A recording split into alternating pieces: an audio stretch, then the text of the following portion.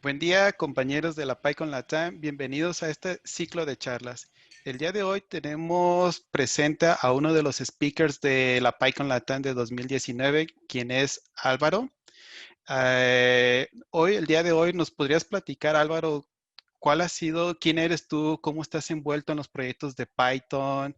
Y he visto que tienes mucho alcance también en los temas de las comunidades de software libre.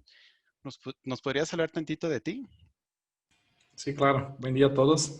Bueno, yo empecé a me involucrar con software libre por vuelta de 2004 y empecé a aprender Python en 2005. Entonces, hace mucho tiempo que estoy involucrado con comunidades de software libre, sea ayudando, por ejemplo, organizando conferencias. Ya organicé, por ejemplo, una PyCon Brasil en 2012. Sea, por ejemplo, traduciendo software, desarrollando también y todo. Ahora, en este momento, yo tengo algunas librerías hechas en Python que mantengo, que yo creé, mantengo y todo. Y también trabajo con datos abiertos acá en Brasil y tengo un proyecto que estamos recolectando datos de COVID-19 a nivel de ciudades acá. Entonces, ya, bueno, hoy yo trabajo mucho con periodistas. Por ejemplo, hago clases acerca de programación, Python, datos y todo. Y tengo una empresa también que trabaja desarrollando proyectos de datos abiertos, ah, principalmente para periodistas y periódicos, pero también para otras empresas. Muy bien, muy bien. Muchísimas gracias por presentarte.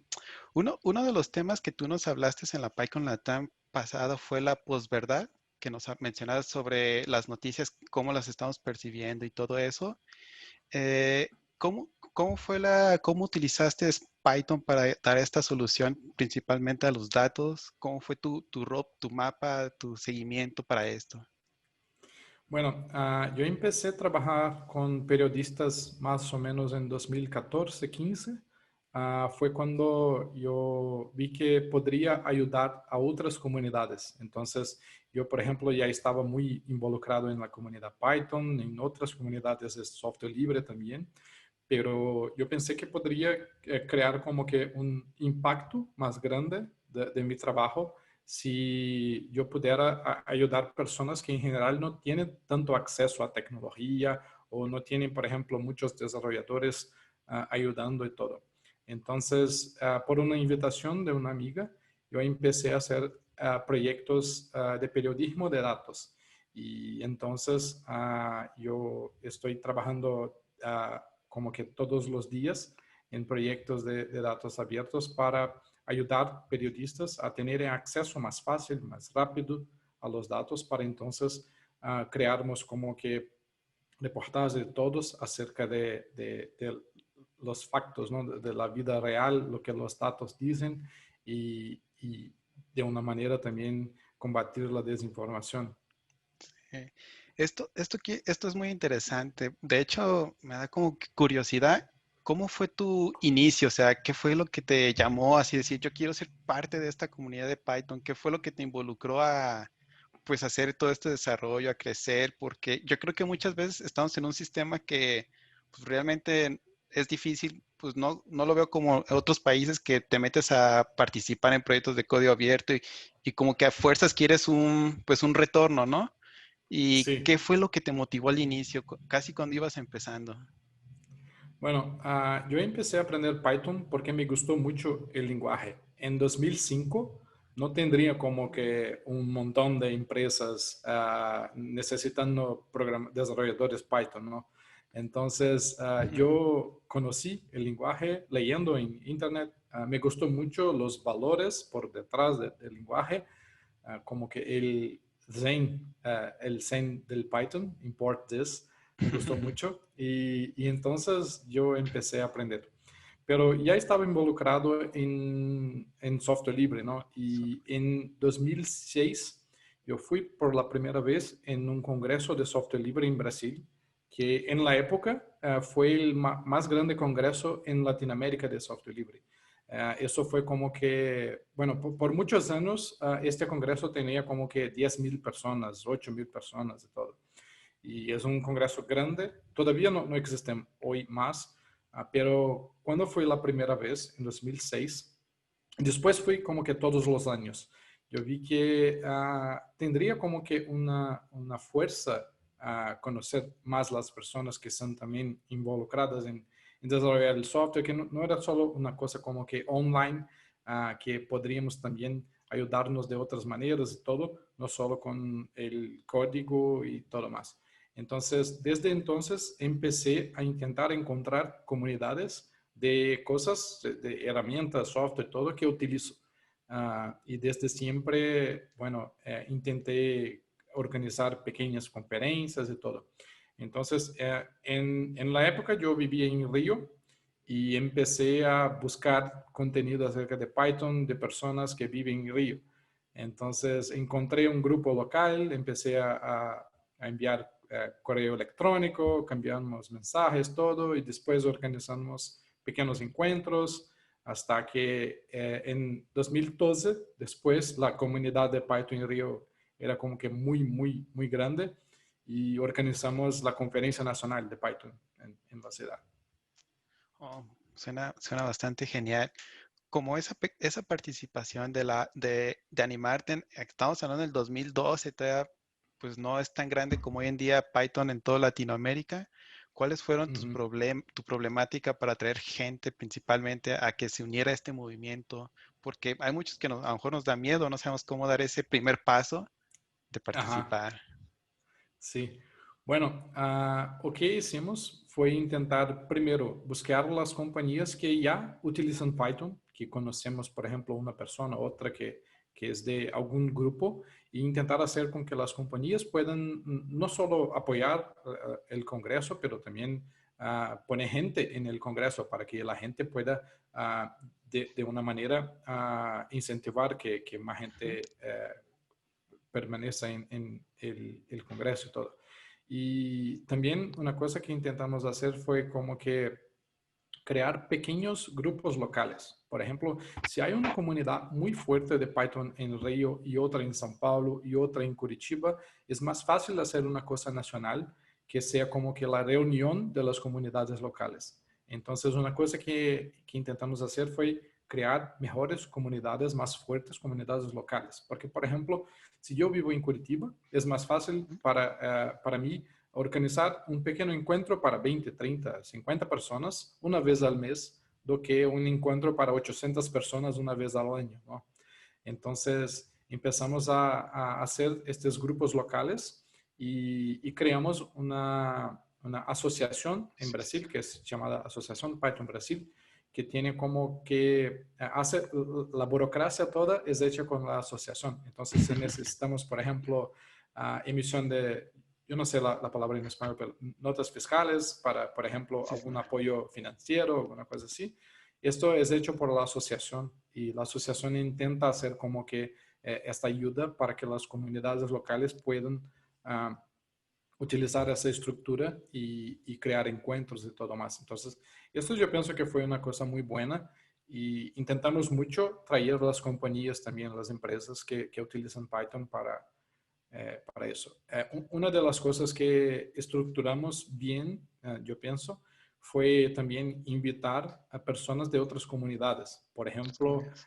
es como que una tradición en la PyCon Brasil, invitarnos una persona que es experto en otro lenguaje para hablar acerca de ese lenguaje. Y eso fue buenísimo porque otras personas de otras comunidades pueden conocer un poco más de Python, pueden conocer las personas de Python y pienso que hay un cambio muy bueno. Y, y desde que la asociación también se estructuró, tenemos Ujú. también más apoyos financieros y podemos también traer a personas de otros países. Eso yo pienso que fue una buenísima cosa porque, por ejemplo, si tu empresa utiliza un software como, por ejemplo, Django, y el creador del Django va a hacer una charla, es muy más fácil invitar a las personas para que participen y que exista una colaboración, cambio de conocimiento y todo. Ok, ok. Pues casi con lo que nos has mencionado, tienes casi unos 15 años involucrado en todo esto de Python, se podría decir. Sí, Ya es sí. bastante. ¿Y qué es lo que más te gusta del lenguaje de programación de Python? Ah, yo pienso que, bueno, técnicamente el lenguaje es un lenguaje muy bueno porque yo pienso que yo puedo ser muy productivo. El lenguaje no se pone como que un problema para mí. Esto es tranquilo hacer un montón de cosas porque hay librerías para todo, el lenguaje es muy fácil de leer y escribir y todo. Pero hay también la comunidad. Yo pienso que eso es una cosa distinta de Python con las otras comunidades, que la gente hay como que una valores de colaboración y de diversidad y todo, que eso es un poco distinto en otros lugares. Y esto, en mi visión, crea como que un espacio más fácil de conocer gente, hacer colaboración y mejorar el software que escribe y todo más. Yo pienso que eso es único en Python. Ok, muchísimas gracias. Entonces, ahorita acabas de mencionar sobre la comunidad de Python, cómo es fácil integrarse. ¿Tú cómo has visto principalmente ahorita la comunidad de Python, pero en Latinoamérica en general? Hablando ahora sí de todo. Ajá. ¿Cómo lo Bueno, has visto que ha crecido, se ha integrado? sí, bueno, yo pienso que PyCon Latam fue como que una buena cosa que aconteció a la comunidad Python, porque antes de eso yo veía que podríamos tener como que un poco más de colaboración entre personas de países distintos. Nosotros intentamos un poco con la conferencia nacional en Brasil, por ejemplo, invitando a charlantes, por ejemplo, de Argentina y otros lugares, intentando, por ejemplo, hacer con que las personas de Uruguay o Paraguay podrían llegar a la conferencia más fácil, pero no tenía como que una integración muy grande, ¿no? Intentamos hacer como que el SciPy, que es la conferencia de Python científica en Ujú. Latinoamérica, y eso yo pienso que fue como que, bueno, he hecho una en Brasil y otra en otros países también de Latinoamérica, pero yo pienso que esta integración faltaba y yo pienso que PyCon Latam llegó para hacer como que un poco más próximos la gente de Python en Latinoamérica. Eso fue buenísimo. Gracias, gracias. Sí, realmente yo creo que de todos los que estamos ahorita como organizadores de la PyCon Latam, yo soy el más nuevo. Yo nomás había tenido la oportunidad de participar en un solo PyCon y de ahí me pude ser parte del equipo. Sí.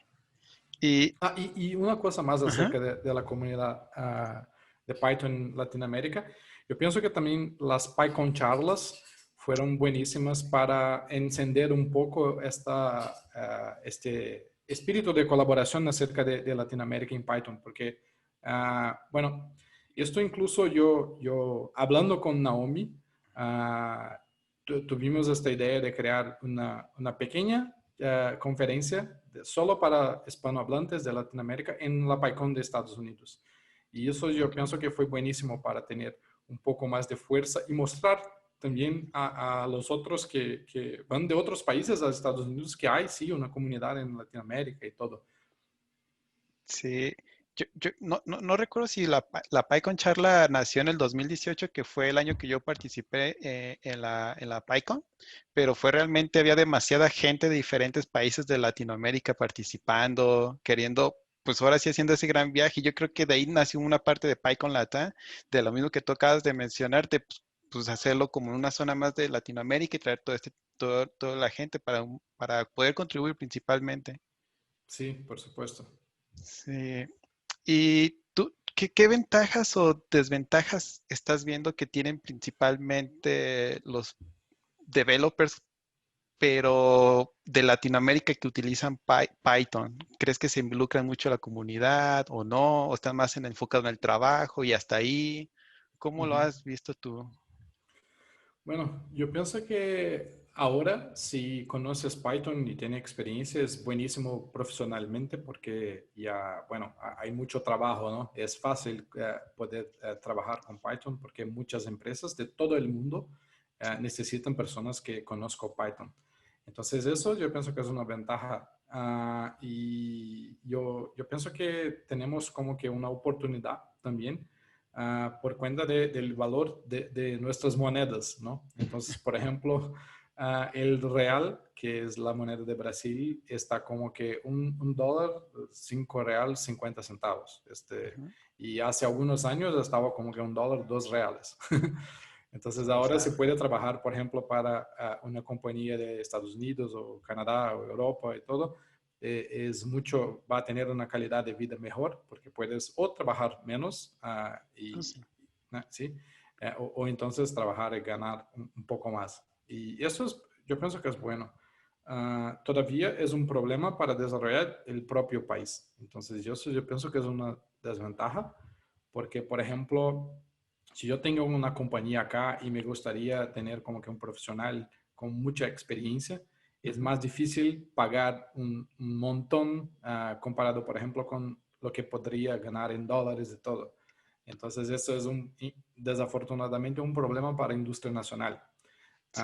Yo no sé cómo se pasa en México y todo, pero yo tengo, por ejemplo, un montón de amigos que cambiaron a otros países porque trabajan con Python y hay empresas necesitando personas y hicieron todo el proceso de cambio y todo. Entonces, esto no es tan bueno. Sí, y yo creo que esa es una parte porque ya cuando están más centrados en el lenguaje de Python, pues buscan ese crecimiento, ¿no? Y muy, pues así como tú dices, localmente se les hace difícil dar ese crecimiento económico tan rápido que pues buscan alternativas a otros países que, como tú dices, la economía pues hace la diferencia y se les podría facilitar más estar de ese lado. Sí. Sí. Ah, tú tienes, habías mencionado en la PyCon Latam pasado, uno de tus proyectos que también ya mencionaste es un poco, pero ¿nos podrías decir bien cómo nació ese proyecto de Brasil.io y de qué trata Ajá. y cómo se involucra Python? Sí, bueno, Brasil.io, yo tuve la idea más o menos en 2013, pero el proyecto como existe hoy es como que de 2018. En 2013 yo empecé a vivir como nómada digital. Entonces yo ya trabajaba remotamente y empecé a viajar y vivir como que un mes, 2 meses en cada ciudad para conocer un poco más de Brasil. Incluso viví un poco también en otros países de América Latina. Pero yo me gustaría conocer ciudades que tal vez yo no conocía y empecé a recolectar datos acerca de estas ciudades en Brasil. Y Brasil tiene más de 5.500 ciudades. Entonces son como que muchas. ¿Y cómo yo voy a hacer para escoger la próxima y todo?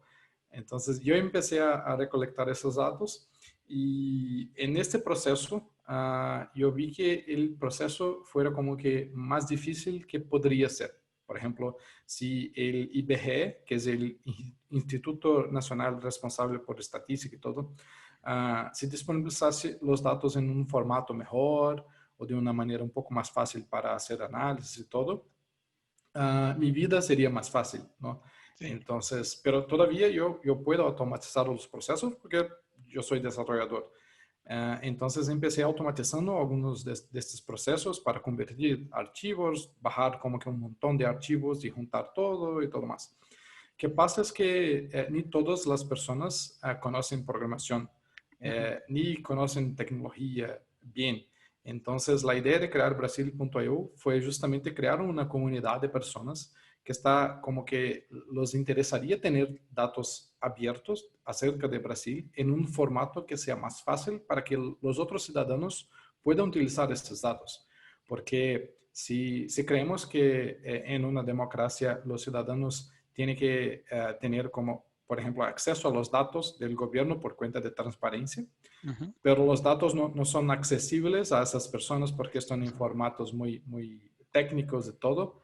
Entonces, esas personas no tienen acceso a la democracia, ¿no? Entonces, Brasil.io fue creado para eso, para que desarrolladores creemos software para cambiar los datos, recolectar y limpiar de todo y disponibilizar en un formato que sea más fácil trabajar. Y desde siempre, como yo tengo mucho, yo tengo trabajado mucho con periodistas, este proceso es hecho principalmente en conjunto con periodistas que utilizan estos datos por todos los días.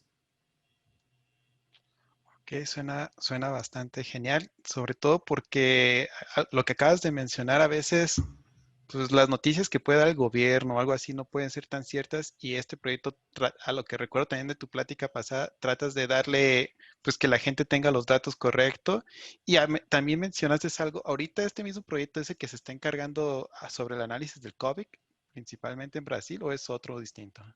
Sí, bueno, el COVID es un proyecto como que dentro de Brasil.io. Ok, Lo que ok. pasa es que en marzo, cuando la COVID comenzó un poco más en Brasil, yo vi que el Ministerio de la Salud, que es del gobierno federal, no tenía como que disponibilizados los datos a nivel, por ejemplo, de ciudades, con el histórico y todo más. Entonces yo empecé, yo he hecho como que un post en Twitter llamando a personas voluntarias para ayudarme a recolectar estos datos, empezando manualmente, pero después hicimos como que creamos como que automaciones para que el proceso pueda ser un poco más automático. Entonces, lo que pasa es que hoy nosotros recolectamos datos acerca de COVID de los 27 estados brasileños para entonces hacer un conjunto de datos con el histórico acerca de las ciudades a nivel de ciudades. Y tenemos como que varias veces al día actualizaciones de estos datos. Y hicimos como que creamos un proceso de chequeo de datos para que tengamos siempre el dato más correcto. Y lo que pasa es que algunas veces el Ministerio de la Salud, incluso en sus publicaciones, he publicado datos incorrectos. Y nuestros datos en general están, por cuenta de ese proceso de chequeo, Sí. están más correctos. ¿Y qué herramientas has utilizado para este proyecto? ¿Usas ahora sí que todos estos temas de hoy en día, Machine Learning, Data Science, o qué herramientas estás utilizando?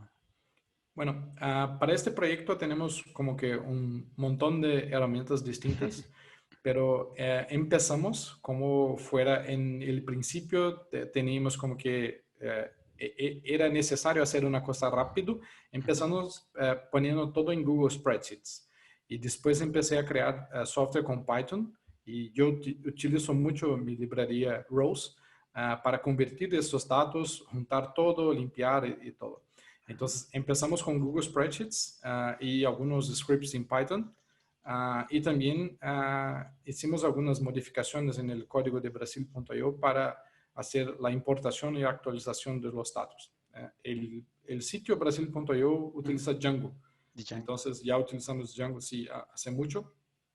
Y para la base de datos utilizamos Postgres para Postgres. tener como que, sí, muchos datos allá. Tenemos, por ejemplo, bases de datos con más de, eh, yo no me recuerdo ahora el número, pero hay una que tiene más de 100 millones de registros, por ejemplo, que tiene, Registros. sí, hay las compañías, todas las compañías de Brasil son millones, ¿no? Sí. Tiene, por ejemplo, todos los socios de las compañías, un montón de cosas. Entonces, eso Postgres hace muy bien. Y tenemos entonces Django, Postgres, muchos scripts en Python para recolectar los datos. Utilizamos también ScriptPy para hacer web scraping de algunos de estos datos que pueden ser como que recolectados de manera automática. ¿Qué más? Tenemos... Yo pienso que esos son como que el core. Sí, sí. Ok, pues muchísimas gracias Álvaro por compartir esta información. Como estoy viendo que estamos un poco de tiempo por cuestiones de Zoom, Sí. algo que tú quisieras recomendar hacia la comunidad de PyCon Latam en general, ¿qué mensaje les darías para que se animen a contribuir parte de esto? Bueno, yo pienso que en Brasil tenemos que hablar un poco más de español para conocernos un poco más de lo que pasa en los otros países. Después. Y yo, sí, yo pienso que una cosa que podríamos hacer es como que tal vez una conferencia solo de proyectos Python, librerías, por ejemplo, que fueron creados o son mantenidos por personas de Latinoamérica. porque muchas veces venimos un montón de proyectos que son, por ejemplo, de Estados Unidos o Europa y Sí, todo, que tienen mucho más visibilidad que proyectos que son buenísimos y que podríamos utilizar hoy para resolver problemas, pero no utilizamos porque no conocemos. Entonces, esto es lo que me gustaría mucho, conocer más los proyectos de nuestros vecinos. sí, y que, de hecho, eso que acabas de mencionar es súper importante. O sea, estamos hablando que casi todos los proyectos grandes de Python, pues sí son, ¿no?, de Django, Flask o lo que leo, están principalmente hosteados, digamos, en gente de Estados Unidos o Europa. Sí. Entonces, ¿qué nos haría falta entonces para decir, ya podemos tener, pues ahora sí, como tú dices, gente de Latinoamérica manteniendo esos proyectos, que la gente se le fuera contribuyendo, no sé, un Django específico de latinoamericanos y de que ahí fuera creciendo? Ajá. Sí, bueno, yo pienso que podríamos tal vez empezar con una lista de proyectos que son, que fueron o creados o son mantenidos por personas de Latinoamérica y después tal vez pensar en otras maneras de contribuir más con estos proyectos, pero la idea yo pienso que es traer visibilidad para eso. Sí. Ok, entonces ya para concluir esta plática, esta charla, me gustaría darte las gracias, Álvaro, por estar aquí, por tomarte tu tiempo. Esperamos verte principalmente en la PyCon Latam 2021. Sí. Vamos a estar aquí otra vez de nuevo en Puerto Vallarta para que te animes. Y Bueno, gracias por la invitación y sí, me gustaría mucho volver a Puerto Vallarta en la próxima PyCon Latam. te la pasaste genial, estoy súper seguro. Sí, pues sale. Muchísimas gracias, Álvaro.